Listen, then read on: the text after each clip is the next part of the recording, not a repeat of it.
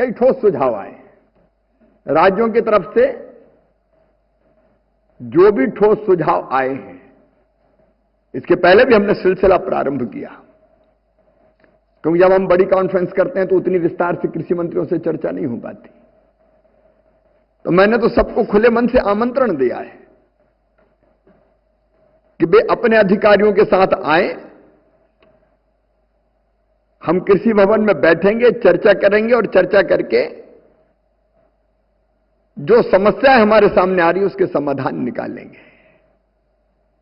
और मुझे खुशी, अब तक 17 राज्यों से हम बात कर चुके हैं और बाकी बचे हुए राज्यों के भी कृषि मंत्री और अधिकारीगण, उन सबको हम बुला रहे हैं।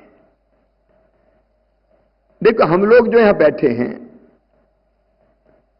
वो समस्याओं के हर पहलू को नहीं समझ पाते। जब तक चर्चा ना हो, बातचीत ना हो, और इसलिए एक तरफ हम कृषि मंत्रियों के साथ बातचीत कर रहे हैं, तो दूसरी तरफ मैंने प्रारंभ किया है किसानों से सीधा संवाद हर सप्ताह करना है। उनमें किसान संगठनों के लोगों को भी जो समय मांग रहे हैं, मैं हर सप्ताह बुला रहा हूं और अधिकारियों की पूरी टीम रहती है। और मैंने ये साफ कहा है कि जो चीजें की जा सकती, इतना जरूर मैं कहना चाहूंगा माननीय कृषि मंत्रियों को, राज्य के कई विषय रहते हैं राज्यों से संबंधित, वो भी किसान बताते हैं। तो जो राज्यों से संबंधित आते हैं वो हम राज्यों को भेजते हैं, और जो केंद्र से संबंधित है, अब शाही जी बता रहे थे फसल बीमा योजना का, सच बात है, कई बार कई गैप्स रह जाते हैं।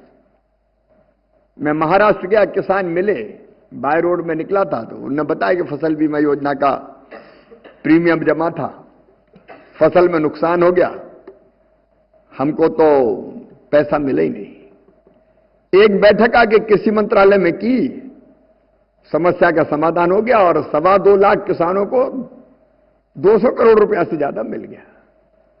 अभी और 197 करोड़ रुपए की क्लेम का हम लोगों ने भुगतान करवाया है। तो ऐसा नहीं है कि समस्याएं नहीं है, किसान जब आते हैं तो उनसे ये समस्याएं सामने आती है। एक बात मैं गर्व के साथ कहता हूं, प्रधानमंत्री श्रीमान नरेंद्र मोदी जी के नेतृत्व में किसानों के लिए, किसानों के कल्याण के लिए और खेती को आगे बढ़ाने के लिए रोज क्रांतिकारी फैसले लिए जा रहे हैं। अभी 132 दिन की बात कर रहे थे मेरे मंत्री।